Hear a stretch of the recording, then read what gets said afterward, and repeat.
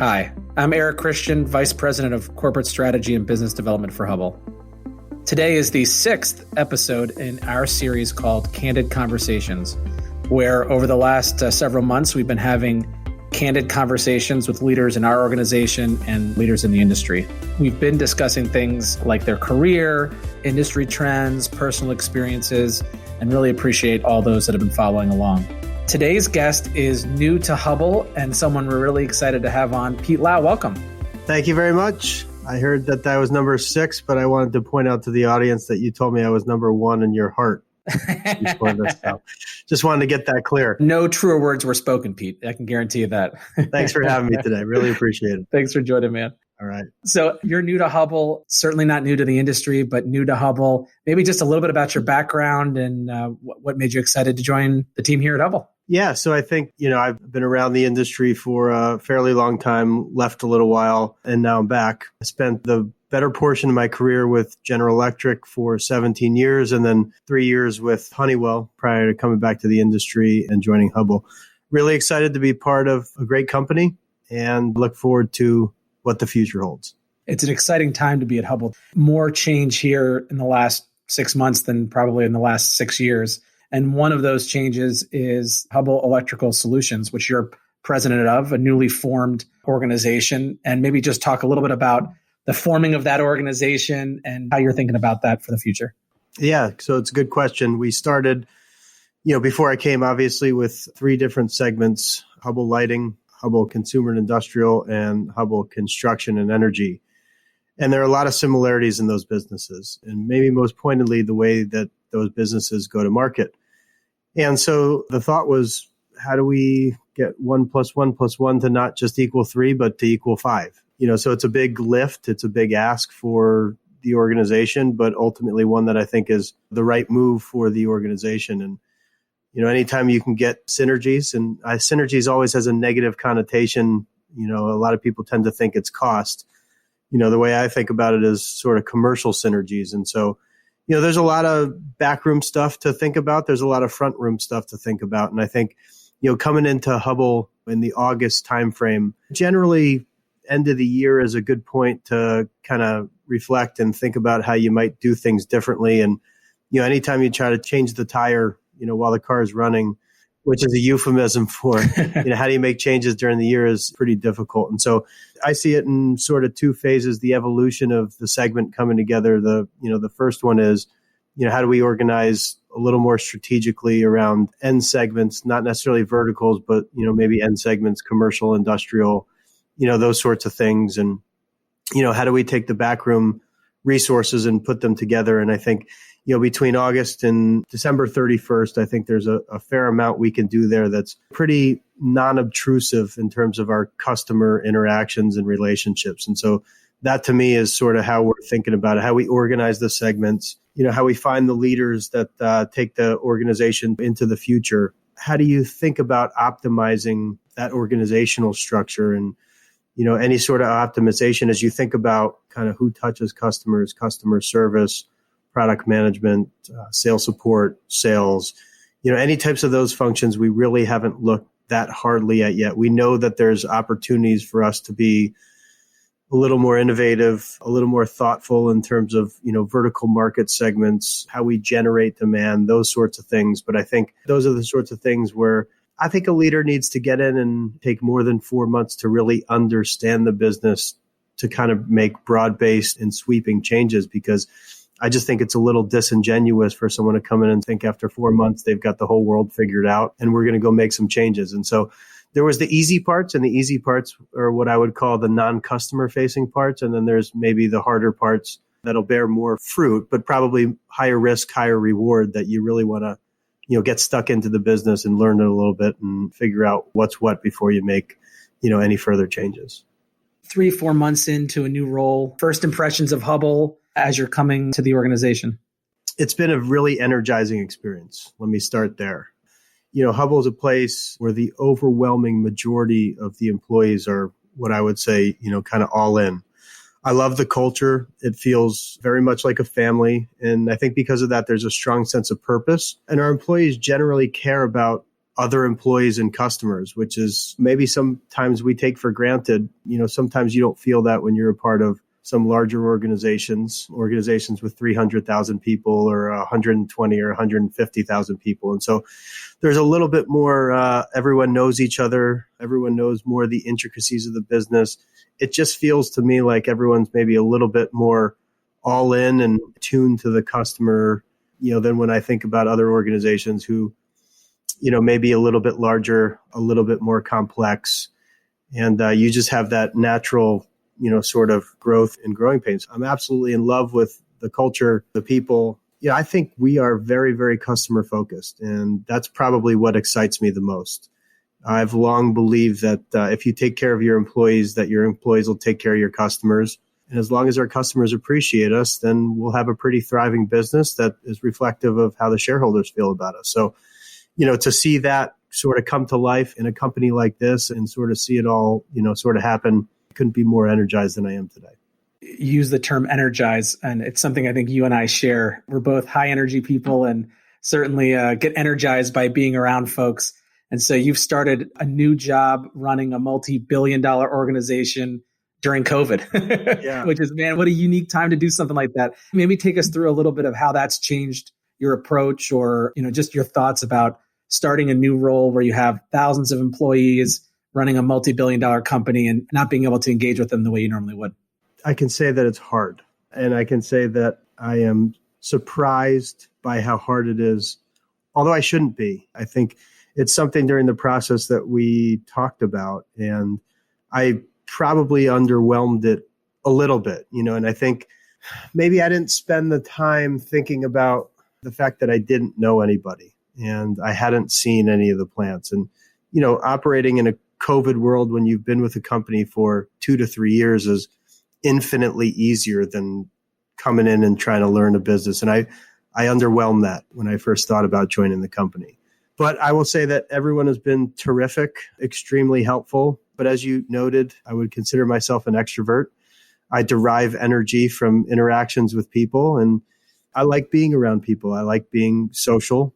I like visiting our plants. I like getting to touch and feel products. I like getting to see customers, be with customers, all those sorts of things that you really can't do today. And everyone thinks about, hey, when do we go back to work? When do we not go back to work? And obviously, our priority always is and always has to be, our employees. And sometimes I have to catch myself, by suggesting that, hey, maybe we get together in person. And, if someone isn't necessarily comfortable with that, I got to think about, the fact that maybe I'm being a little bit selfish and wanting to do that for maybe selfish reasons versus do we need to do that? And is that the right thing for our employees or customers? So it's been hard, but as I said, the culture, the feel, the people, they've made it, a whole lot easier. And, it is what it is, and so you take these opportunities to maybe meet more people over video, right? Than you would have otherwise been if you were traveling, to spend more time reading, looking through strategy documents, dissecting the financials,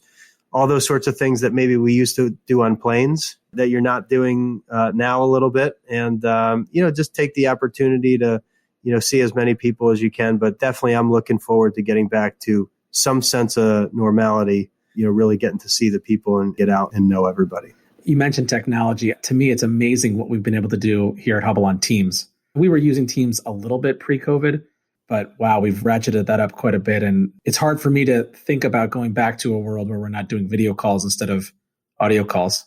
Well, I think we have to take advantage of that, right? And as you think about how we get back to a new normal and a new world, there's obviously been a lot of one-time costs that we haven't incurred, which has helped us really kind of offset the gross margin losses from the revenue that we're not seeing this year. And as you think about how the business comes back and, how we think about operating in the new world and thinking about what that means and what the ramifications are. And so I think, on the customer side, you want to get back to, as much as a customer is willing and allowing you to do, but thinking differently about, the way that we operate internally, right? And thinking twice about, do we need to get on an airplane and do you need to go out to dinner and do you need to spend that money or can you do things over Teams? And I think over 2020, we've proved to ourselves that, we can operate pretty darn efficiently over a video medium. And then I think as I said earlier, the 3 hours that it would take me to say fly to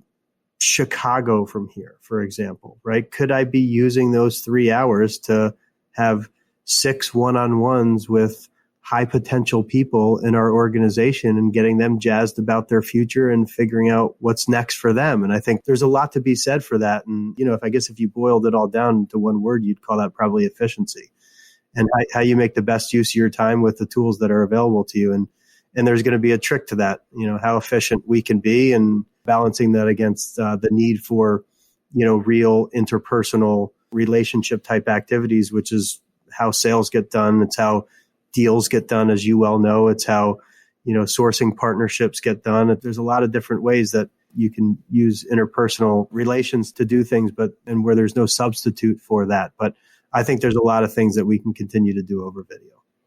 Pete, as you're thinking about the future, how are you thinking about HES, Hubbell Electrical Solutions, and with our customers kind of pushing the industry to that future? I think it all comes down to innovation. Who knows what the future holds? I think it's up to us as a manufacturing company to think about what that future means. And sometimes innovation is, about products. And is it, the next product peeking around corners to figure out, kind of what the world really needs. Sometimes it's not about products. Sometimes it's about channels and e-commerce, and how do we help our customers with the right, PIMs and the, operational backbones of, kind of setting up e-commerce. And that is innovation. E-commerce is innovation. And, as you think about new markets, potentially innovating by, going to new markets and helping your customers get to markets where they, haven't been before. Thinking about generating demand. Maybe we don't do enough of that today, and innovating around how we generate demand, whether it be through teams or whether it be through expertise in a vertical, but then bringing that demand back through our channels so that we both benefit from that. And so, I think there's a lot of different ways to innovate, and innovation is the name of the game in terms of how we get ourselves, our channel, and our users into the future. Couldn't agree more. Pete, as I was talking to folks before you and I had this conversation, and I was letting them know we were doing this podcast, I was asking, what would you like me to bring up to Pete? And one common theme everyone was saying was, have him talk about leadership, and executive presence, and what makes a leader. And so I'm just curious, obviously you've only been here a few months, but you've been a leader through many organizations over the last 15, 20 years. What to you makes a leader, and what are some characteristics that are a secret to your success, or just a secret to being a great leader? I think really there's maybe a lot of things. Maybe the one thing that really kind of sticks in my head, if we were to boil it down to one word, I'd probably call it humility. I think the best answers in every organization and in any company, can come from anywhere, and not just the top of the organization. And, as a leader, if you're too directive, I think sometimes you stunt good ideas and you stunt growth. I think as leaders, we all have an ability to encourage what comes out of team interactions. And so encouraging constructive debates, right? And I think with humility comes EQ, and EQ helps you understand how to motivate your employees. I think you create an environment where your employees can flourish and really grow their own career. Humility also allows you to hire people that you genuinely believe are better than you are, and trust them to make their own decisions and run their own businesses. And I think building great teams is a hallmark for organizational success. And I think as a leader, it just starts with, understanding who you are and what you bring to the table and what you lack. And humility allows you to think critically about what you aren't. And so then figuring out how to hire for those skill sets that you don't have and allow yourself to build a high performing team. And I think, those are sort of the traits that I kind of try and live by. I think some people maybe would argue whether I had humility or not, like my wife, for instance. But I think generally, if you understand the psyche of people and what they want from a human, I think it's not that hard. It's, as you sit in your shoes and you think about what you want from a boss, potentially, you try and emulate some of those things. And you talked earlier about, I came from Honeywell and I came from GE, and people say, well, when you come from something like Honeywell or GE, what do you bring to Hubbell? I don't know. I mean, you bring some good things and you bring some bad things. And I think your leadership and your career is a sum of your experiences. And understanding what the good things are that you want to take with you and who you want to emulate, and some of the things that are not necessarily the good things, the bad things, the things that you don't want to take with you and the things that you don't want to emulate are really important and hallmarks, I think, of a good leader. So that's how I try and think about it. Just humility, EQ, understanding, trying to use that as a competitive advantage to build good teams, to motivate and grow employees and think about things critically. You mentioned your wife. Let's talk a little bit about the Lau family. A bunch of soccer superstars, as far as I can tell. But maybe talk about your family and what you guys do kind of outside of work. Yeah. So thanks for asking, because, I think that's the reason we're here, isn't it? Yeah. That's another thing is leadership. You think about why you do what you do. For me, I know, and I know for you, because we've gotten a chance to know each other, we work to provide for our families. And so anytime we get a chance to talk about our families is really pretty special. So my wife, her name is Mary, and like you, she's in the financial world. She's a chartered financial analyst, sell-side research analyst. She's been the CFO for hedge fund before, and she's currently doing her hardest job of all time, which is being a mother to our 3 kids. And that was a tough decision she made when we moved to Atlanta from London about 2.5 years ago now. She took a break. Our kids, Grace, who's 9, Graham, who is 7, and Faith, who's 3 years old. It's just a critical time in their lives. And, she wanted to make sure that she was spending the amount of time that she wanted and really what the kids needed for us to be, happy. So, we love really kind of anything activity wise, love to be outdoors. We love to hike. We love to bike ride. As you pointed out, we are a soccer family. My son Graham plays a couple of games every weekend. I coach Grace's team on the weekends. And by coaching, it's just a whistle in my mouth and being direct. My daughter Faith does ballet. Grace is getting into horseback riding. It just feels like we're always on the go. We love tennis. I've taken the opportunity to, introduce Grace and Graham to golf. So Saturday nights we'll go out and we'll play, I want to say 9 holes, but it ends up being 6 because 6 comes back to the clubhouse. And I think I like to tell Mary that they like golf, but actually they like the Skittles and the peanut M&Ms in the golf cart more than the actual golf, and they like driving the golf cart. Nothing wrong with that. Yeah, and then we'll take them out for frozen yogurt afterwards. So that's how I get my weekly fix of golf. And so tough to keep a handicap anymore when you're going 6 holes at a time, but having a lot of fun with it. So thanks for asking, Erik. Pete Lau, president of Hubbell Electrical Solutions. Thanks for being number 1 in our hearts and number 6 on the docket of Candid Conversations. I'm glad that those numbers aren't flipped. But hey, thanks for having me today. Really appreciate it. And I really love what you're doing here and just really pleased that I could be a guest. So thanks very much for your time.